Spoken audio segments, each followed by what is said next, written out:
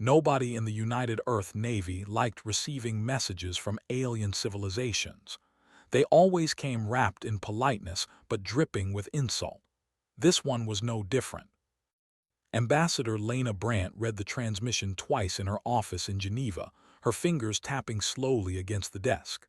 The Dravani conquered, one of the oldest empires in the known galaxy, had sent humanity an invitation to what they called preliminary assessment talks. Not partnership talks, not alliance discussions. An assessment, like a job interview where the employer had already decided to say no. She forwarded the message to Admiral Rui Almeida within the hour. Almeida read it aboard the UEN Resolute while eating a sandwich. He chewed slowly, set the sandwich down, and called his fleet captains to a briefing. The Dravani want to talk, he told them through the secure channel. They have invited us to station Cathori above their homeworld. They want to evaluate whether we are worth their time. Captain Nadia Osai, commanding the Dreadnought Ironwall, leaned back in her chair and crossed her arms. Evaluate us. They have been spacefaring for 4,000 years, and they still cannot stop the HFY from raiding their borders. Maybe we should be evaluating them. A few officers laughed. Almeida did not. Earth Command wants us to escort the diplomatic mission with the 4th Expeditionary Fleet, full strength, 3 dreadnoughts, 12 cruisers, and support ships. He paused. Their exact words were, "Go ready for peace but dressed for war." Nobody needed that translated. The fleet assembled within 3 days. The Iron Wall, the Rampart, and the Long Wall formed the heavy core of the formation. These were not pretty ships. They were ugly, blocky, covered in layered armor plating designed to survive impacts that would split alien vessels in half. Humanity had grown up on a brutal planet with crushing gravity, violent weather, and predators that never stopped evolving. Their warships reflected that history. They were built to take punishment and keep fighting. Ambassador Brandt came aboard the Resolute with a small diplomatic team. She spent the journey reviewing everything humanity knew about the Dravani. They were insectoid, tall and thin, with hard exoskeletons that shimmered in shades of dark blue. Their society was built on rigid hierarchy. Age meant everything to them. A species that had only been in space for 200 years was barely worth acknowledging. They will try to offer us protectorate status, Brandt told Almeida during a private dinner in his quarters, basically making Earth a client state, limited trade access in exchange for obedience. "And your plan?" Almeida asked. "Push for equal partnership. They will say no. I will push again. Eventually they will either respect us or show us the door." Almeida nodded. "And if something goes wrong beyond the talking?" Brandt looked at him. "That is why you are here, Admiral." The fleet made the jump to FTL the following morning. The journey took 6 days through compressed space, and the crews used the time well. Drills ran around the clock. Weapons systems were tested and retested. OS personally inspected every gun battery on the Iron Wall and made 2 engineers redo their calibrations until she was satisfied. On the 6th day, the fleet dropped out of FTL at the edge of Dravani space. What greeted them was not the ceremonial welcome party they had expected. A patrol fleet of 8 Dravani warships sat waiting in a loose formation. Their hulls were scorched and patched in several places. One ship had a visible gash along its starboard side that had been sealed with emergency plating. These were not parade ships. These were ships that had been fighting recently. The Dravani patrol commander contacted the Resolute with a clipped, formal tone. "Human vessels, you are cleared to proceed along Navigation Corridor 7. Do not deviate. Do not scan our systems. Do not deploy any secondary craft. Failure to comply will be treated as a hostile act." Brandt listened to the message and shook her head. "Warm welcome." Almeida said nothing. He was looking at the sensor readouts. His intelligence officer had flagged something. The Dravani patrol ships had carbon scoring patterns consistent with kinetic weapon impacts, not energy weapons. The Dravani used energy weapons. The HFY used kinetic slugs. These ships had been fighting HFY raiders recently, and they had been pulled back to escort duty, which meant the Dravani were running short on available ships. Almeida leaned back in his command chair and spoke quietly to his tactical officer. "Keep passive sensors wide open. Record everything. I want to know how bad things really are out here before we sit down at any table." The fleet moved forward through the assigned corridor. Around them, Dravani space stretched out in all directions, filled with ancient stations, orbital platforms, and shipping lanes that had been active for millennia. But even from a distance, Almeida could see gaps. Defense platforms that should have been crewed were dark. Shipping lanes that should have been busy were nearly empty. The Dravani conquered was not just stretched thin, it was bleeding. And yet they had still chosen to speak to humanity from a position of arrogance rather than honesty. Osei contacted Almeida on a private channel. "Admiral, are you seeing what I am seeing?" "I am. They are in trouble, real trouble, and they are too proud to say it." Almeida stared out at the bruised and battered frontier of a 4,000-year-old empire and allowed himself a small, humorless smile. "Then we will have to be patient, Captain. Pride is expensive. Sooner or later, they will not be able to afford it." The fleet continued forward, 3 human dreadnoughts moving like iron shadows through the wounded heart of an ancient empire that had no idea how much it was about to need them. Station Cathori was old. Not old in the way humans understood old, like a cathedral or a ruin. It was old in layers. Thousands of years of construction had been built on top of thousands more, creating a structure so massive it had its own gravitational pull. Docking ports from forgotten eras sat sealed beneath newer platforms. Entire sections of the station had been abandoned and rebuilt so many times that nobody alive remembered what the original core looked like. The human fleet was directed to dock at the lower ring, far from the main diplomatic levels. Ambassador Brandt noticed this immediately. Every species on the station had been assigned quarters and meeting spaces based on their standing in the Dravani hierarchy. Humanity had been placed below species that controlled a single star system. "They put us in the basement," Brandt said flatly as her shuttle descended toward the assigned port.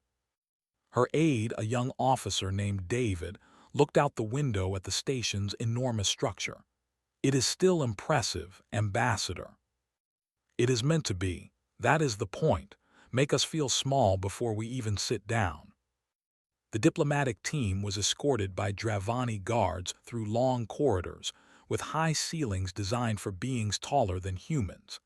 Everything was built to remind visitors that this was Dravani space, Dravani rules, Dravani history.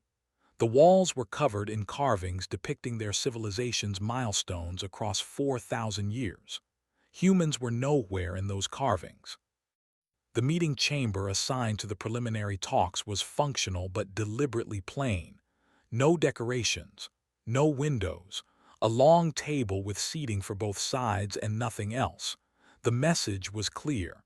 You are not important enough for the nice room. High Speaker Oren arrived exactly on time, flanked by 6 advisors and a personal guard. Oren was tall even by Dravani standards, with a dark blue exoskeleton that had faded to near black with age. Oren moved slowly, deliberately, every gesture carrying the weight of authority earned over centuries of political life. Oren did not greet Brandt. Instead, the High Speaker sat down and began speaking as if delivering a lecture. "The Dravani conquered has maintained galactic stability for 4,000 years. We have watched species rise and fall.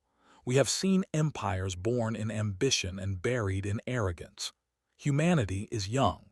You have been among the stars for barely 2 centuries. In our view, this makes you observers, not participants." Brandt listened without expression. Oren continued, "We are prepared to offer humanity protectorate status within the Conquered's framework. You will receive limited trade access to 17 systems. In return, you will align your foreign and military policy with Conquered directives. This is generous." Brant waited 3 seconds before responding. High Speaker, we appreciate the invitation, but Earth is not looking for a guardian. We are looking for a partner, equal standing, mutual defense. Open trade. Oren's mandibles clicked, a Dravani expression of dismissal. Equal standing is earned over millennia, ambassador, not requested in a meeting room. The first session ended after 2 hours with nothing resolved. Brant had expected this. She returned to the human quarters and briefed Almeida via secure comms. They offered exactly what we predicted, vassal status with a pretty label. I pushed for equality. They said no. How did Oren react? Like a teacher being corrected by a student, annoyed but not threatened. Almeida nodded. Keep pushing, something will give. Meanwhile, aboard the Iron Wall, Captain Os had her sensors team working overtime. They had detected unusual subspace communication bursts coming from the far edge of Dravani territory. The patterns were encrypted, but the volume was enormous, far more traffic than normal military chatter. Someone is coordinating something big out there, Osai reported to Almeida. I cannot break their encryption, but the sheer amount of communication suggests fleet-level movement. Almeida ordered passive monitoring to continue. He did not want to tip off the Dravani that the humans were watching. The breakthrough came from an unexpected source. After the second day of fruitless talks, a young Dravani officer approached Brant in a corridor away from the cameras. Subcommander Phales was smaller than most Dravani, with a lighter blue exoskeleton and quick, nervous movements. Ambassador, I should not be speaking to you, Phales said quietly, but you deserve to know the truth. Brant kept walking, matching Phales's pace so they would not draw attention. I am listening. The Conquered is weaker than it appears. The HFY Dominion has been raiding our border systems for 9 months. We have lost 11 outposts and 4 colony worlds. Our fleet is stretched across too many fronts. The High Speaker invited humanity here because we need your ships, but Oren will never admit that openly. Admitting weakness to a young species would be political death. Brant absorbed this. So this entire diplomatic show is a way to bring us close without having to ask for help. Phales hesitated. Yes. Why are you telling me this? Phales looked at Brant with compound eyes that reflected the corridor lights.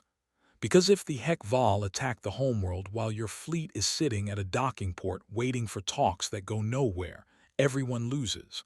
Pride is not worth extinction. Brant returned to the human quarters and told Almeida everything. The Admiral listened, then sat in silence for a long moment. So they need us, he said, but they cannot ask. Correct. Almeida stood and looked out at the station through the viewport. Somewhere beyond the Dravani border, something dangerous was building. He could feel it the way a sailor feels a storm before the sky changes. Then we wait, he said, and when the moment comes we do not wait to be asked, we act. Brant studied his face, and if they resent us for it. They will, at first, but resentment fades fast when someone saves your life. The alarms did not start slowly. They hit all at once, every warning system on station Cathari screaming to life in a sound that cut through walls and shook the floor beneath every pair of feet on the station. Ambassador Brant was mid-sentence in the 3rd round of talks when the chamber lights switched to emergency red. High Speaker Oren froze. For a single second, the ancient politician's composure cracked, and Brant saw raw fear flash across those compound eyes before the mask returned. A Dravani officer burst through the chamber doors, breaking every rule of protocol. The officer spoke rapidly in Dravani, but Brant's translator caught every word. High Speaker, a HFY fleet has exited faster than light travel at the outer orbital ring. Over 300 warships. They are broadcasting demands. Oren stood slowly. Show me. The chamber's wall displays activated, showing a tactical overlay of the space around Dravani's. The image made Brant's stomach drop. Hundreds of red markers filled the outer orbital zone, spreading like a bloodstain across the screen. At the center of the formation sat a massive signature, a command ship nearly twice the size of anything else on the field. Warlord Sagal's voice came through the station's communication system, broadcast on all open frequencies so everyone could hear. His voice was deep, wet, and full of casual cruelty. Dravani conquered, your borders have crumbled, your colonies have fallen. Now I stand above your homeworld. You will surrender control of the Athara corridor. You will pay tribute of resources and technology for the next 100 years. You have 1 hour. After that, I start burning things. The broadcast ended. Silence filled the chamber. Oren turned to the military advisors and began issuing orders. The Dravani Home Defense Fleet, roughly 90 ships, was scrambling from orbital docks and planetary bases. But even Brant could see the numbers did not work. 90 against 300 was not a battle. It was a countdown. Brant stepped out of the chamber and contacted Almeida immediately. "Admiral, are you seeing this?" "Every bit of it." Almeida's voice was calm, unnervingly calm. The HFY dropped in fast and close, bold move. They are banking on the Dravani freezing up and surrendering before a real fight starts. Oren is panicking. The Dravani fleet is outnumbered more than 3-1. "I know. What are we doing?" There was a pause. Then Almeida spoke with the quiet certainty of a man who had already made his decision long before this moment arrived. "We did not bring 3 dreadnoughts to a peace conference for decoration, Ambassador." On Station Cathari, the alien delegations were in chaos.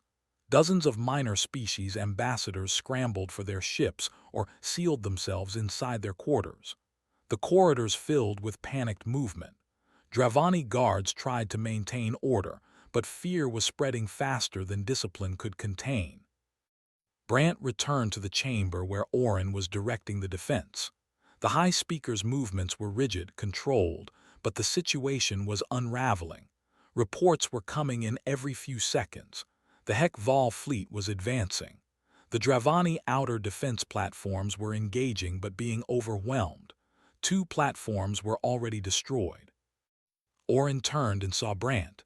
For a moment, neither spoke. Then Oren said something no Dravani leader had said to a human before. "Ambassador, will your people help us?" Brant looked at the tactical display. Red markers were closing on the inner orbital ring. Dravani ships were engaging in scattered groups, brave but hopeless against the numbers they faced. She opened her communicator.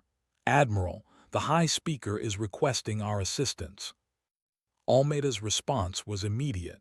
"Tell the High Speaker we did not come here to watch." Aboard the Iron Wall, Captain Osai had been waiting for this moment since they had first seen those battle-scarred patrol ships at the border. She had kept her crew at elevated readiness for 2 days.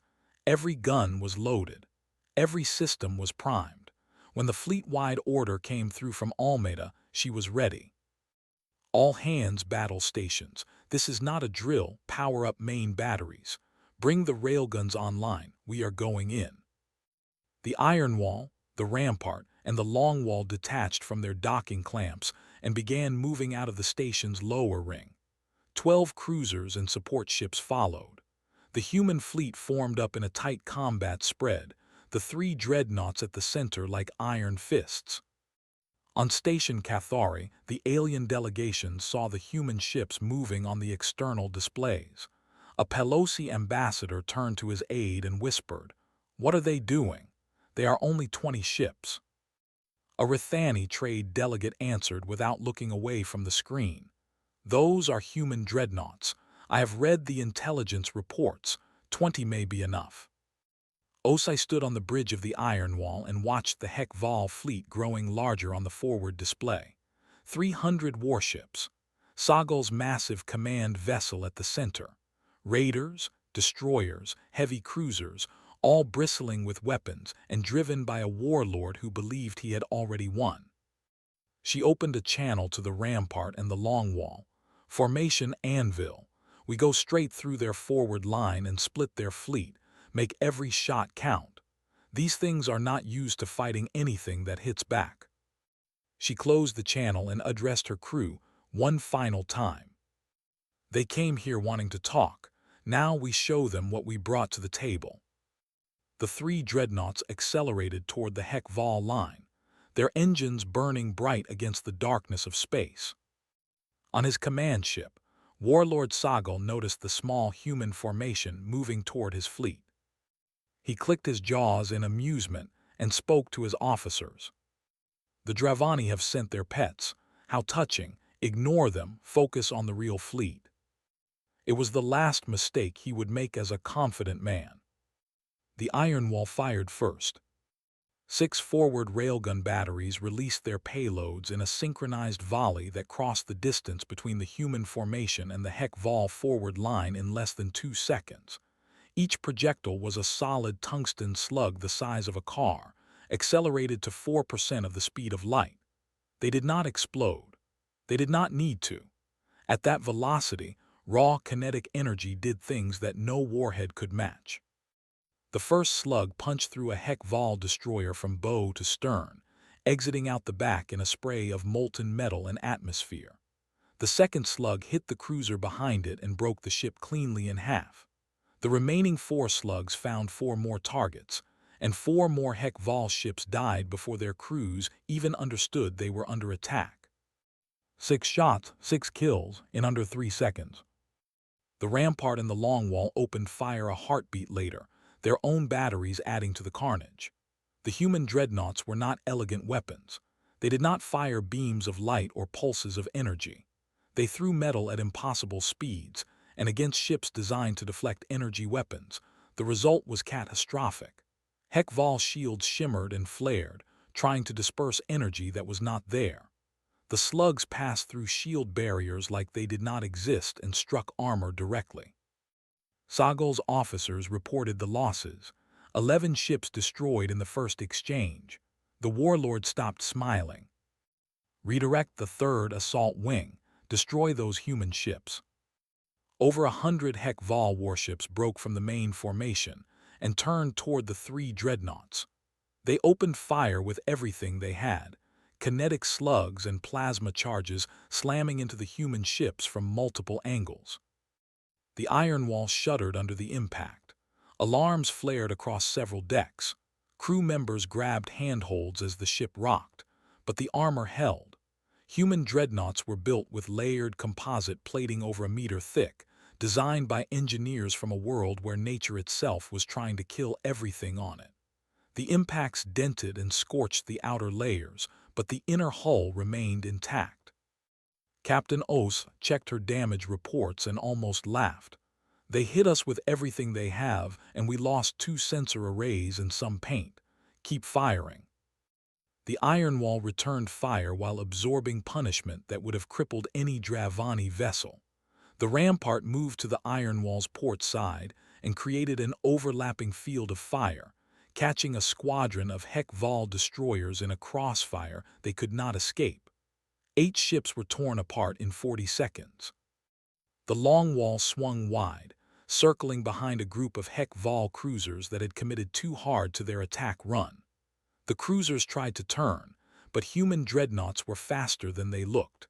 The Long Wall's broadside batteries fired at close range, and 3 cruisers vanished in expanding clouds of debris. On Station Cathori, the battle feed played on every screen.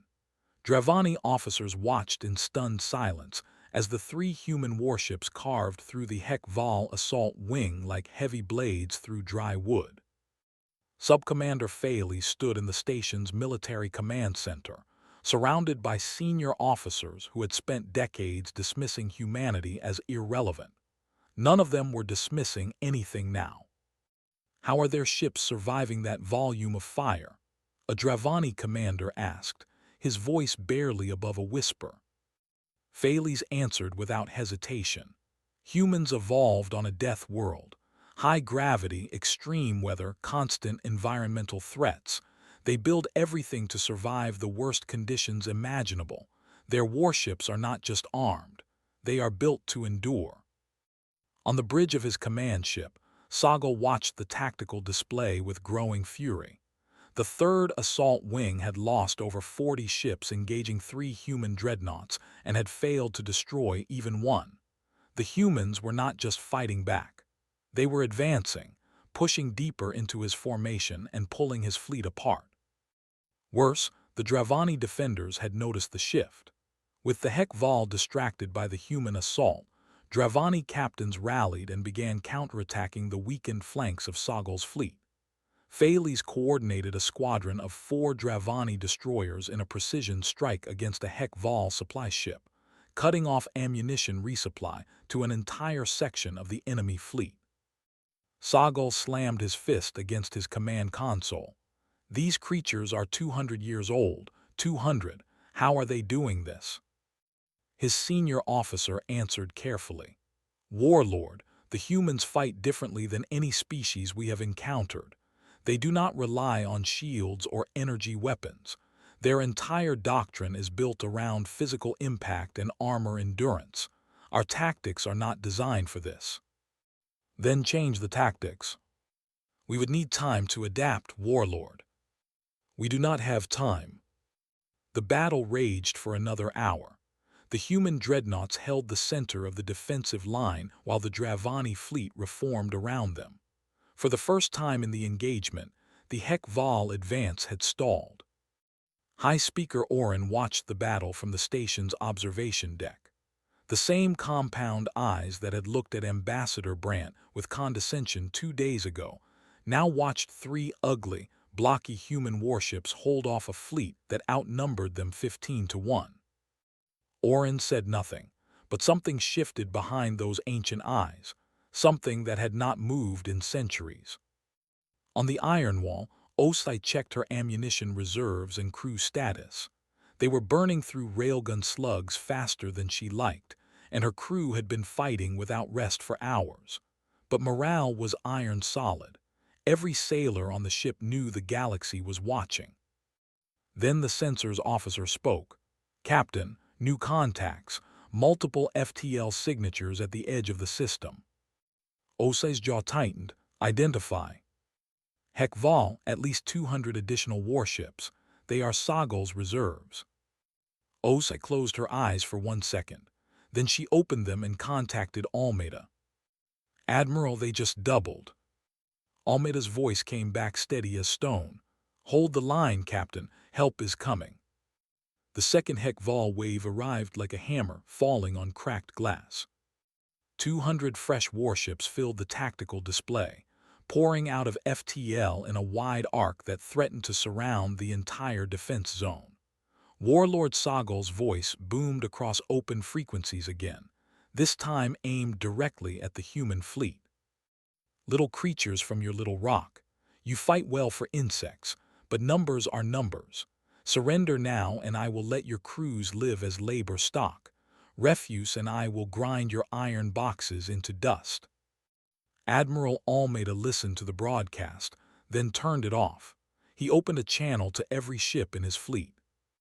All human vessels form defensive ring around Station Cathori. Dreadnoughts anchor the 3 primary vectors. Cruisers fill the gaps. Nothing gets through to the station. Nothing. The fleet moved. The iron wall took the forward position, facing the bulk of Soggle's combined force. The rampart held the starboard flank. The long wall covered the port side. 12 cruisers spread between them, forming a layered wall of guns and armor around the station and the planet below. On Station Cathori, Ambassador Brandt had stopped being a diplomat and started being useful. The station was in chaos.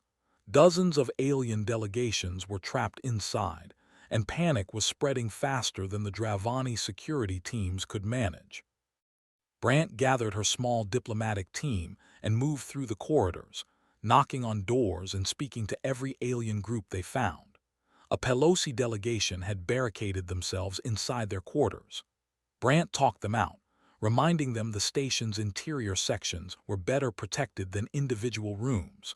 A group of Rithani traders were arguing about whether to attempt a run for their ships. Brandt convinced them to stay, pointing out that the space around the station was now a battlefield. Then something unexpected happened. The Pelosi ambassador approached Brant with a nervous but determined expression. "Ambassador, we have 2 escort frigates docked at the station. They are small, but they are armed. We would like to offer them to the defense." Brant stared. "You want to fight?" "We want to survive. Your people are fighting for us. The least we can do is stand beside them." Within the hour, 3 more minor species delegations had offered their ships. 9 small vessels in total joined the human defensive line, barely a drop in the ocean against over 500 HFY warships. But the gesture carried weight that went beyond firepower. Outside, the battle resumed with terrible intensity. Sogol threw his reserves at the defensive line in waves, trying to find a weak point. The iron wall bore the worst of it. Wave after wave of HFY ships focused fire on the lead Dreadnought, trying to crack the ship that had humiliated them in the first engagement. The iron wall took hits that would have destroyed lesser vessels 10 times over. Entire sections of outer armor were stripped away, exposing the secondary plating beneath. Fires broke out on 3 decks. A railgun battery on the dorsal surface was hit directly and destroyed, killing the crew operating it. Osai commanded from the bridge with blood running from a cut above her left eye where a ceiling panel had come loose during an impact. She did not bother wiping it away. "Reroute power from the damaged battery to the remaining 5. Seal decks 12 through 14. Get those fires out, and keep shooting." Her crew obeyed without hesitation. Damage control teams raced through smoke-filled corridors, sealing breaches and pulling wounded sailors to safety. Engineers welded emergency plating over hull cracks while the ship shook around them. And through it all, the iron wall's remaining guns never stopped firing. Subcommander Thales had taken command of a Dravani destroyer squadron after its commanding officer was killed when a HFY torpedo struck the bridge of his ship. Thales had never commanded more than a single patrol vessel, but there was no time for doubt. Thales contacted Osai directly. "Captain, I have 4 destroyers. Tell me where you need us." Osai checked her tactical display. A group of HFY bombers was trying to swing around the iron wall's damaged port side, aiming for Station Kathori directly. "Port side bearing 270, bombers trying to slip past us. Stop them." Thales did not hesitate. The 4 Dravani destroyers surged forward, intercepting the bomber group at close range. Dravani energy weapons were less effective against heavy armor, but against lightly shielded bombers, they were devastating. The bomber group was shattered in minutes. Osai noted the efficiency. "Good work, Sub-Commander. Stay on our port side. We work together from here." "Understood, Captain."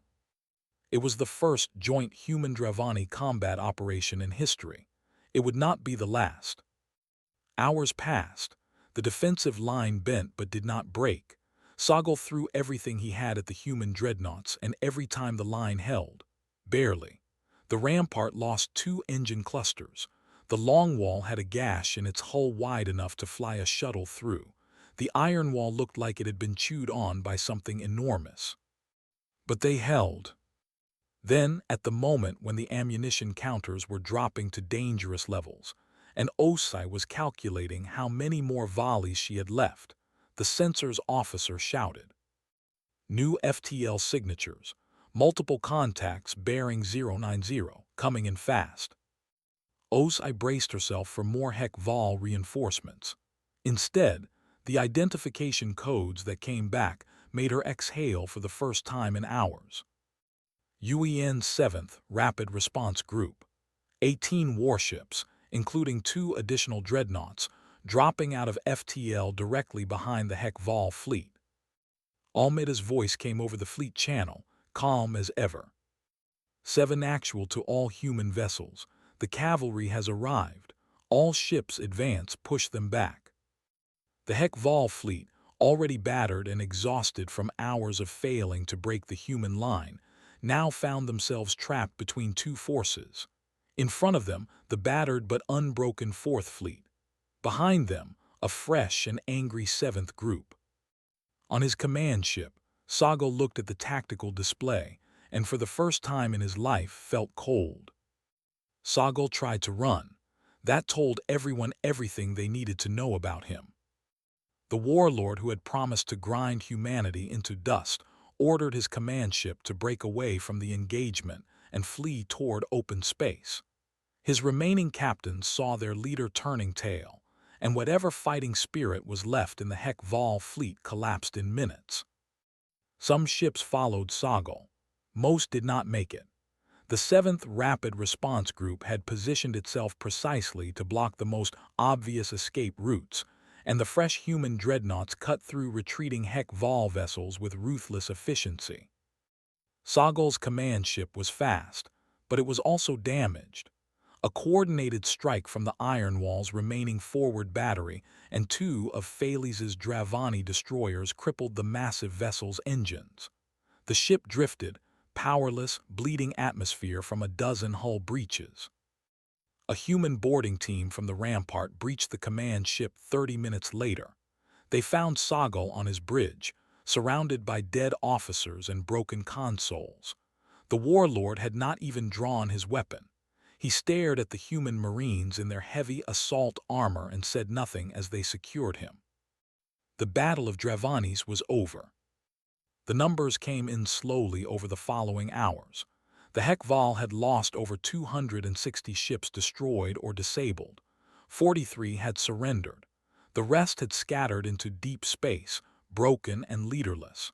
The HFY Dominion's ability to threaten anyone for the next decade had been erased in a single day. The cost was real. 31 human sailors were dead. Over 100 were wounded. The Iron Wall was barely functional, held together by emergency welds, stubborn engineers, and what Osai privately called pure spite. The Dravani had lost nearly a third of their home defense fleet and thousands of their own people.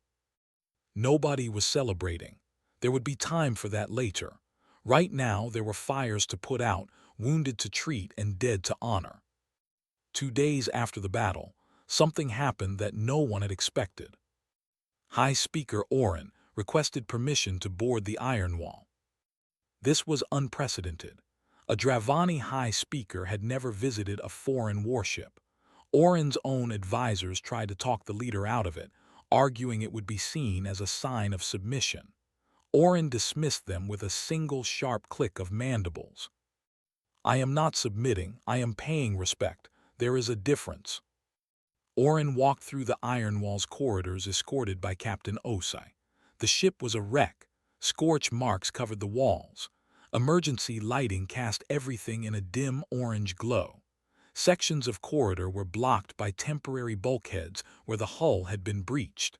The smell of burned metal and fire suppressant hung in the recycled air.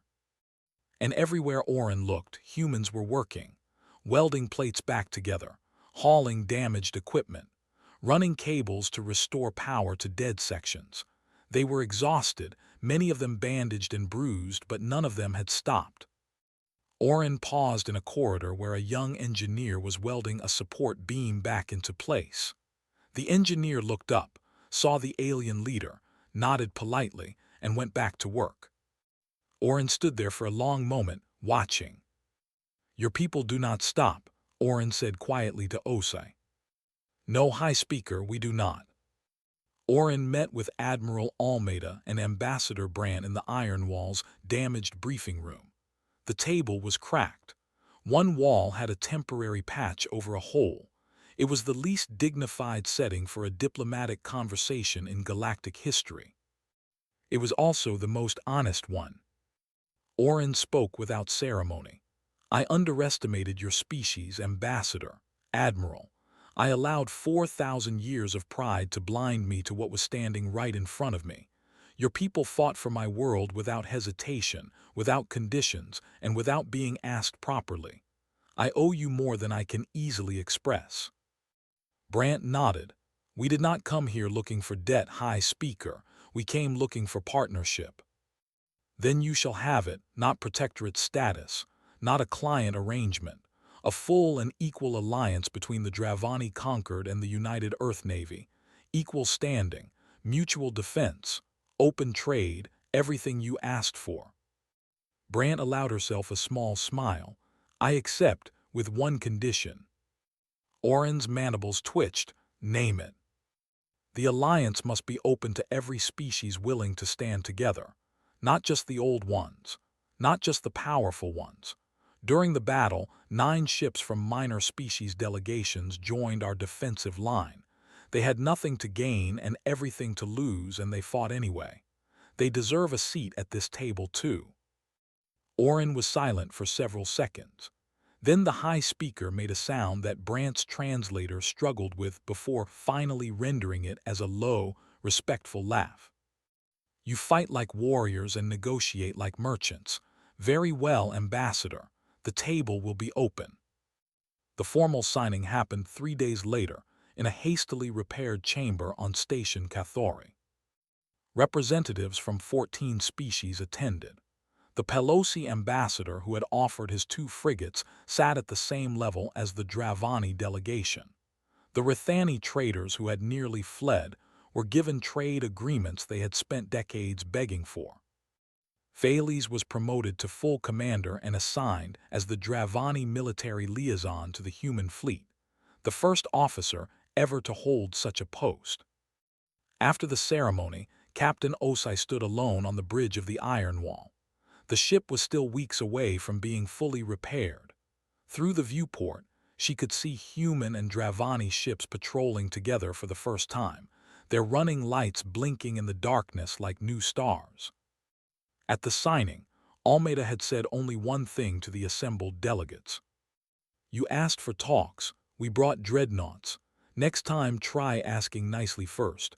You might be surprised what else we bring. Osai looked out at the mixed fleet and thought about what humanity had always been. Not the strongest, not the oldest, not the most advanced. Just the ones who showed up when it mattered. That was enough. It always had been.